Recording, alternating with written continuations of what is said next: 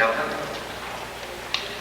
District Office Administrators, fellow principals, and Shadow Mountain students, staff, parents, and friends. We have come together this afternoon to celebrate a most important event in the 10-year history of Shadow Mountain High School, the dedication of our new auditorium. And it has been almost 2 years to the day since ground was broken for this facility. And now, that long-awaited time of completion is here. And we are naturally very impressed with the quality of the design, the furnishings, and craftsmanship. However, this is not simply another building.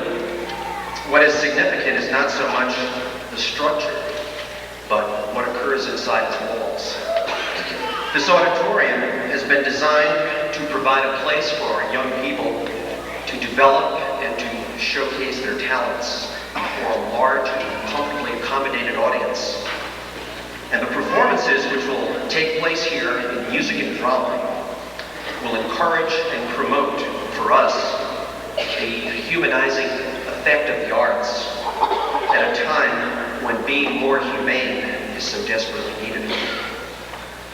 The synergistic effect of student performance and audience response will challenge our young artists to levels of performing excellence they once considered impossible. The potential this building has to improve the quality of instruction and the quality of life for our students and our community far exceeds the cost to assemble its steel, its bricks, and its mortar. When I met with my colleagues weeks ago to plan for this day, I had two goals. The first was to feature the talents of your sons and daughters and neighbors. And the second goal was to fill every one of our 1,200 seats to symbolize by this mass assemblage the potential this building has to support our students. And I was about ready to say we fulfilled both goals this afternoon, but we're almost there. A few last-minute people coming in and a few people still Christmas shopping, I guess. But nevertheless, I'm very impressed. Due to the efforts of our student performers and the support of you, our Shadow Mountain family, both goals have been achieved, almost. It's a pleasure to look out upon our audience this afternoon and to see youngsters, their parents, and even grandparents who have come together for this special moment in this special season of the year. Each of the members of our governing board seated here today, together with all of you, our patrons, must be commended for your foresight and your determination in providing us with this fine addition to our campus. We will use it well. At this time, I'm pleased to present to you the superintendent of our school district, Dr. Marjorie Campbell.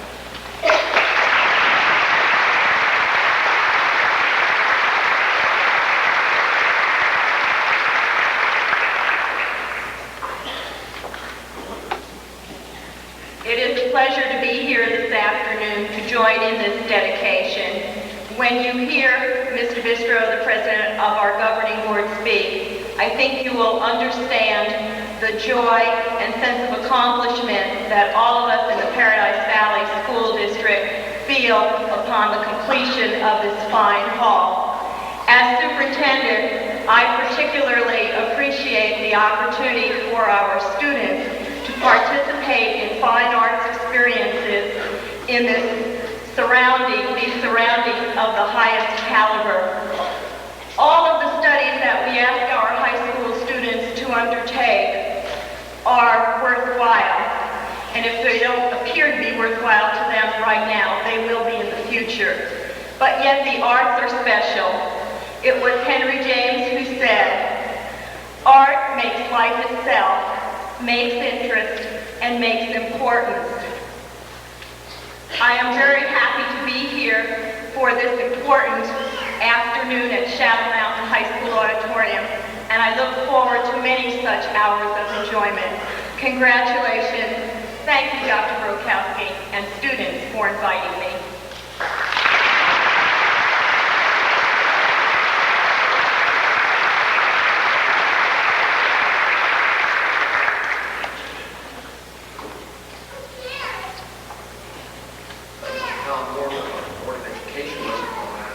Say a few words, unfortunately, because discovering he didn't come today and could not be with us.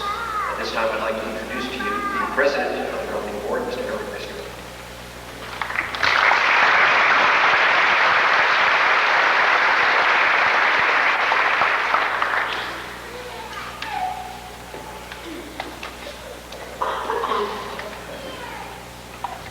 It's unfortunate that my good colleague and friend Tom Gordon was not able to make this dedication this evening. For the reason that I remember approximately 3 years ago, when the Board of Education was undertaking the debate on whether we should have one auditorium for this district or whether we should have 2 or 3.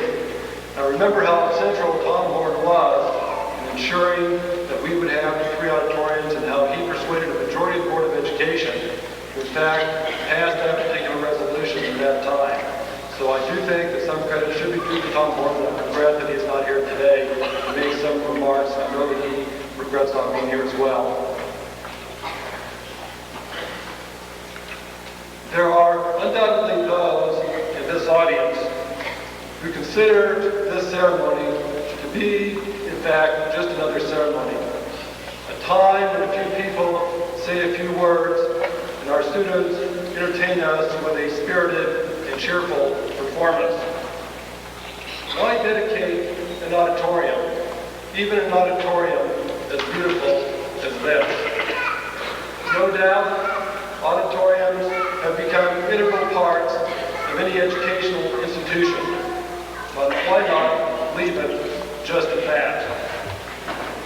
We dedicate this auditorium because its very construction is an act of dedication.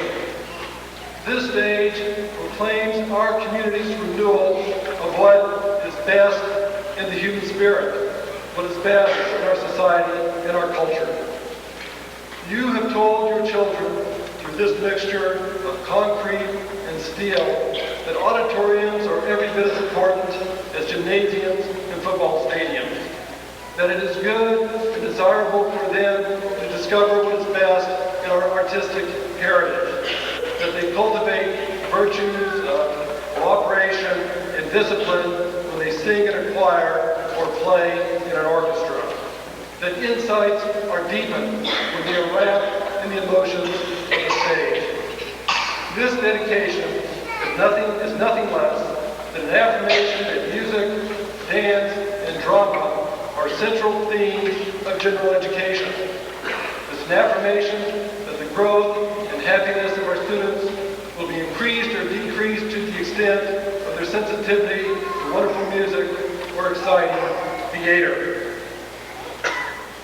I've often said that education is nothing more than a system that teaches our children to think. Hopefully it will permit them to know what is important and what is unimportant, what is lasting and what is ephemeral, what is beautiful and what is ugly. We expect this auditorium to be a vital breathing form that communicates beauty and artistic expression. We expect this stage to bring pathos, command delight, and deepen understanding. Our enjoyment of life's better moments will be enhanced with the vibrant melodies of Copland's Rodeo, the ballet of Stravinsky, the powerful words of Miller's Death of a Salesman, and the brilliant and sprightly musicals of My Fair Lady and The Sound of Music. Our primary concern is not for that special and gifted student who will make a career on the concert stage, but we should certainly take steps to increase his chances of artistic growth. Our concern is with the ordinary pupil. What will he be like as a mature person? How will he make use of his moments of leisure? How can we ensure an enriched and fulfilling life? An aesthetic education provides students with relevant knowledge and standards. It teaches them to understand those great works of art that have stirred men's emotions over our long and varied past. It permits them to distinguish the excellent from the mediocre. In short, it leads them to a better and richer existence. This elevation of standards is simply critical to a democratic society. The best that we have in art is not sustained by an aristocracy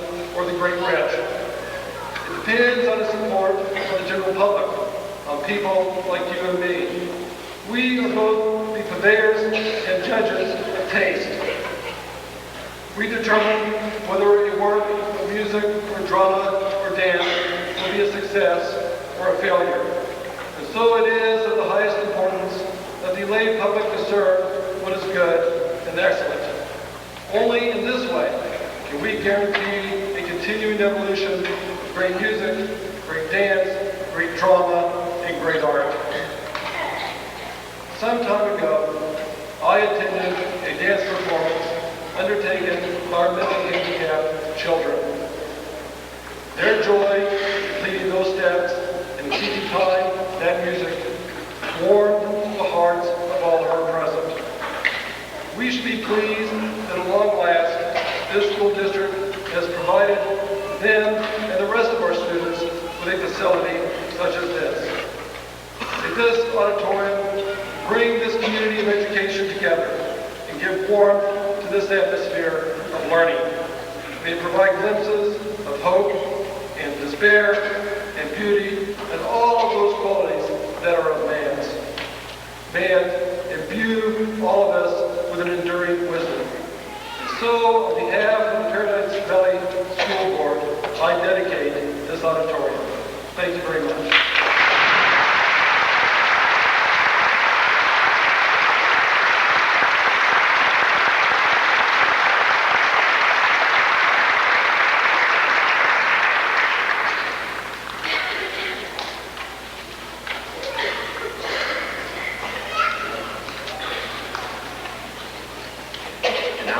Sit back and relax and enjoy the holiday concert that our students and our staff have prepared for you this afternoon. There will be no intermission, and there will be a Santa Claus at the end for the kids.